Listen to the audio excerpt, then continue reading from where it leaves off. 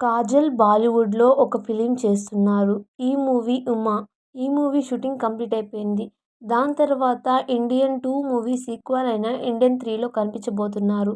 దీని కోసమని director Shankar post production works కూడా స్టార్ట్ చేసినట్టు రూమర్స్. నివేదా పేతురాజ్ తెలుగులో ఎన్ని ఫిలిమ్స్ చేసినా కానీ 'పాగల్' మూవీతో తనకి ఫుల్ క్రేజ్ వచ్చింది.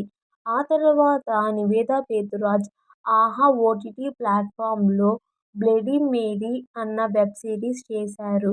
దాని తర్వాత 'విరాట పర్వం' మూవీలో సరళ క్యారెక్టర్ చేశారు. అండ్ 'దాస్ కా దమ్‌పీ'తో 'పాగల్'.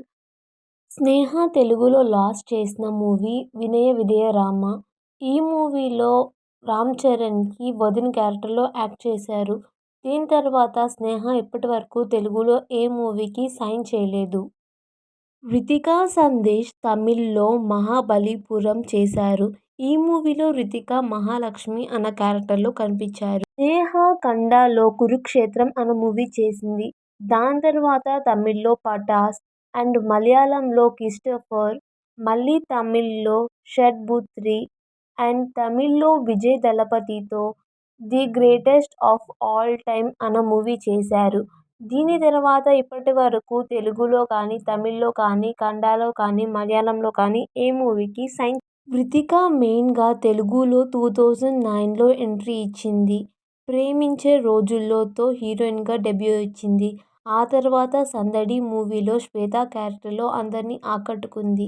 ఆ తర్వాత కొన్ని మూవీస్లో స్టార్డమ్ రాకపోవడంతో రితిక ఫ్రెండ్ సైడ్ క్యారెక్టర్ చేసింది. అండ్ మెల్లమెల్లగా కొన్ని మూవీస్లో లీడ్ రోల్స్ చేస్తూనే ఉన్నారు. అండ్ తమిళ్ ఇండస్ట్రీలో కూడా ఎంట్రీ. శ్వేతా బసు ప్రసాద్ బాలీవుడ్లో తన ఫస్ట్ డెబ్యూ ఇచ్చింది. తను 2022లో 'మోగ్ దే' అన్న మూవీలో యాక్ట్ చేసింది.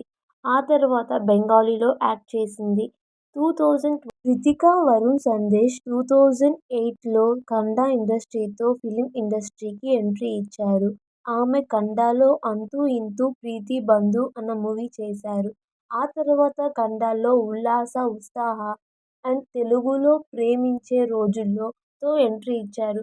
అండ్ తెలుగు. శ్వేతా బసు 2008లో 'కొత్త బంగారు లోకం'తో తెలుగు ఇండస్ట్రీకి ఎంట్రీ ఇచ్చింది. ఆ తర్వాత తనకు చాలా క్రేజ్ వచ్చింది.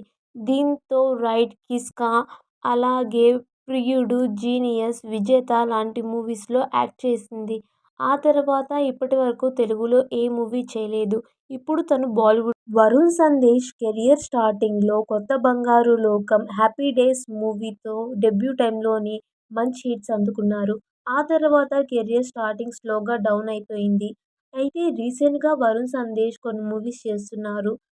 'యద్భావం తద్భవతి', 'చిత్రం చూడరా' అన్న సినిమాలు చేస్తున్నారు. కాజల్ అగర్వాల్ 'సత్యభామ' అన్న మూవీ చేసింది. ఆ మూవీ తర్వాత తమిళ్లో 'ఇండియన్ 2' అన్న మూవీ చేసింది. 'ఇండియన్ 2' మూవీలో అంత ఎక్కువ క్యారెక్టర్ లేదు. జస్ట్ కెమెరా అపీరెన్స్ ఇచ్చింది. అండ్ ఆ తర్వాత తమిళ్లో